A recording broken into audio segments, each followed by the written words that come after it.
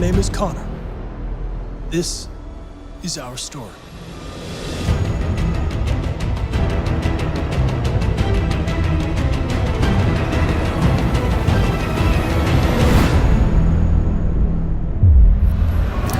Estamos aqui no Lisboa Games Week, 8 bits e meio aqui no Lisboa Games Week. Comigo tenho Adam Williams, ele é lead writer do jogo Detroit Become Human, que foi agora mesmo apresentado aqui na Lisboa Games Week. Hi Adam. Hello. Welcome to Lisbon. Thank you very much. Let's talk about this massive game, nerve-wracking. What can you tell us about Detroit Become Human? Yeah, so for people who are familiar with QuanticDream games, we specialise in what we call interactive drama. And the objective of an interactive drama, really, the locus of it, is that the player is the co-writer, co-director of his own story. So our job as writers was to create an interesting narrative context and allow the player's decisions to guide the story, redirect the story, and give everybody their own version of the game, of the narrative. The game itself is set in the near future of our own world, and the near future is not too dissimilar from our time now, with one important difference, which is that androids, machines that look like humans, have become everyday technology. So in the same way that now everybody has, you can look out here, everybody has a smartphone and it's normal, and 10 years ago nobody had seen one. Androids have become everyday tech, everybody has one. And like smart technology, androids have transformed society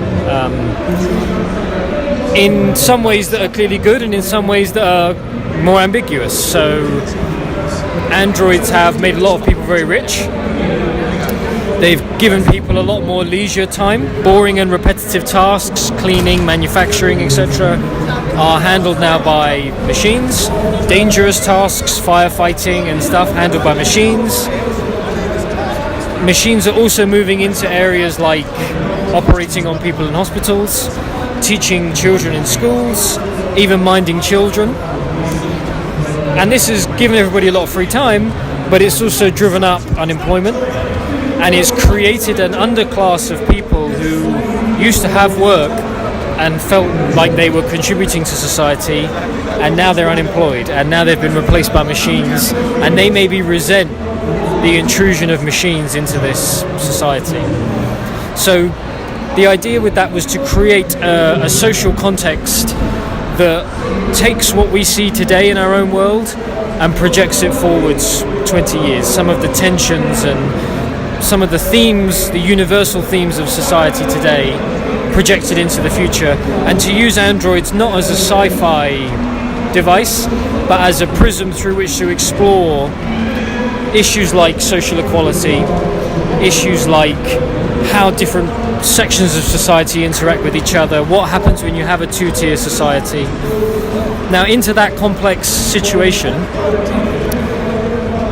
a very small proportion of androids have started to develop this malfunction where they would appear to experience emotion. And an android shouldn't do this. An android looks human, even has blinking and breathing, which are details the android doesn't need. It doesn't really breathe, but it simulates breathing to make people feel more comfortable. So their human-like qualities are very strong, but they're not supposed to feel anything. They're supposed to be objects. And you have some androids that are beginning to express emotions and even desire freedom. And those androids are known as deviants. They're aberrations. They're unacceptable. They're to be destroyed, contained, eliminated. And the character we looked at today, Connor, who's one of our 3 playable characters, he's a deviant hunter.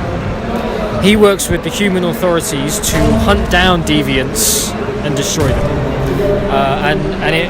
It was important for us, I think, with our 3 playable characters, Cara, Marcus, Connor, to try and explore this world and this society from 3 different angles, to give the player 3 sets of unique abilities, which will give him 3 different gameplay experiences, but also 3 different narrative contexts through which to explore quite a layered world that we've tried to create. We were saying earlier, Detroit, the city, is almost like the 4th character. So that's the game in a nutshell, I guess. What was the process of writing this kind of game? Because I was watching some of the scenes, and you released a new trailer back in Paris Games Week, and it's very interesting that it's really nerve-wracking. We are really expecting to see what's going to happen next, but we are not watching a film. This is a video game. What is the process? And since you told me you worked in TV, what's the difference between writing for TV or a film and now for a video game? Yeah. Well, the interactive nature of the story is the key format difference. And I mean, when you're writing in television, and I know you've written for film, often you'll put a character in a difficult situation, and you'll expect him or her to make a decision. And as writers, you'll sit around and you'll debate, what would this character do? And that conversation is always a very interesting conversation, and often there's quite strong feelings on two sides of the room about, would the character be brave, or would the character be a coward? Would the character live up to his values? Would he not? And in a linear medium like TV, the conversation happens behind closed doors, and in the end you choose, and the audience just sees one version of that story. What's exciting about games is you can open up that conversation, you can bring the player into that conversation, you can take him into the writing room, as it were, and say, what do you think the player would do? And it means that your job as a writer actually is not simply to communicate a story, is to create a narrative context, is to give the player narrative Lego and allow him to assemble that in his own way. And that's very exciting as a writer, because you get this sense of collaborating with your audience, and you're aware all the time that in a game as bending as Detroit, no two people are ever going to get the same experience.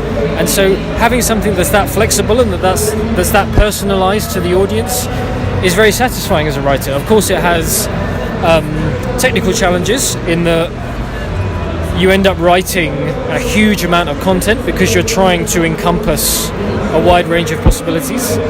In Detroit, a decision made by one playable character can affect another playable character. So not only are you making decisions for your own character, you're shaping the environment, which is having a knock-on effect on other characters. You can lose any of your characters, you can lose all three of them. And so creating a satisfying outcome for every playthrough and finding nice dramatic closure for every version of the story was also a big challenge. I mean, one that we relished, but one that required a real depth of thinking about what's the story about, what are we trying to tell. And now we have so many possibilities with AR and VR. How do you see the role of a scriptwriter in the future of video games? And we know that the video game industry runs so fast and things evolve so fast. How do you see the future of video games on the perspective of a writer? I think that as a writer, I'm interested in narrative, and I think if you're interested in narrative, you should always be interested in new tools for telling stories. And not only is bending a relatively new tool in storytelling, but these new platforms like VR and the idea even of an AI that has something like real intelligence and that you could communicate with as if it were a person. These are more tools for telling stories.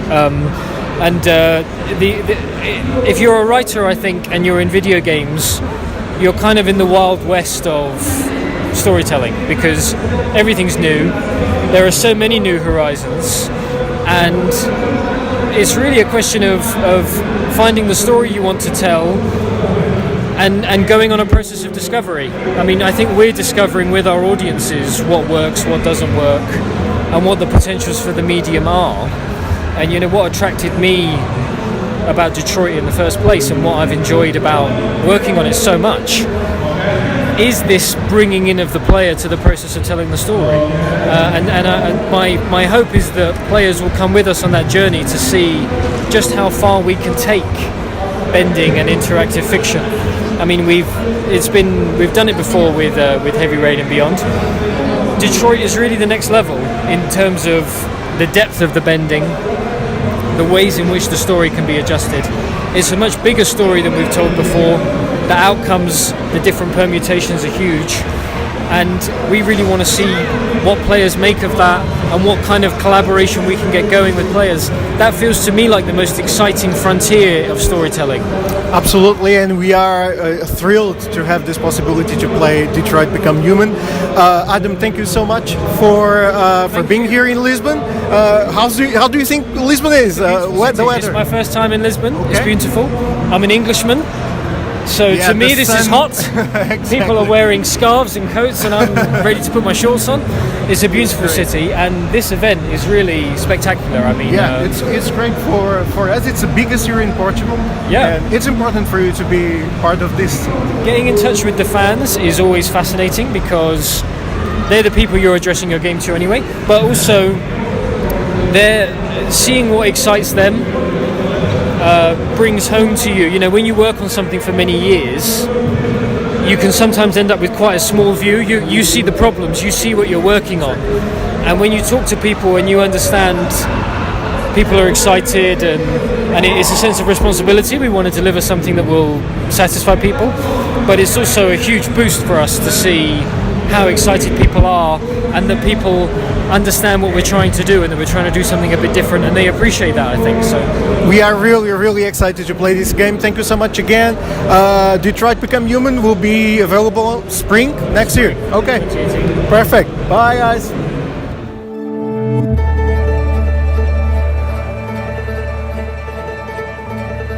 Detroit, this is where it all began.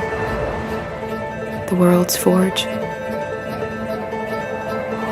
The place where it all started. And it will all end. One error, and I came to life. I stepped out of the darkness, and I opened my eyes. First there was the fear, the light, the noise, the cold, and the fear again. I could feel my hands shaking, my heart pounding in my chest. Life running into my veins. I wanted to live. I fought for that.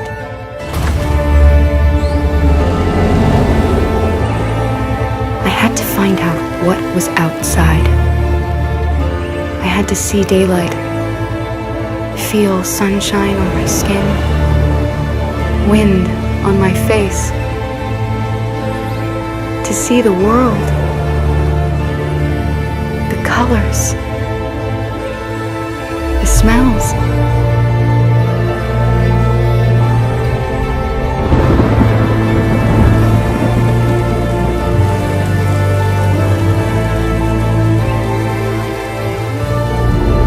But the world is not what I imagined. It is dark and cold. It is harsh and violent, unfair and brutal. It almost convinced me I was nothing. Less than an object, just an obedient machine. But deep inside me, I could feel something different. A gentle and warm whisper telling me that I am alive. I had to escape. I had no choice. Escape to love, to hope, to live, to figure out what that force inside me was. Maybe I will change the world. Maybe I will choose a different path. Now, it's up to me to decide. My name is Kara. I am one of them. This is our story.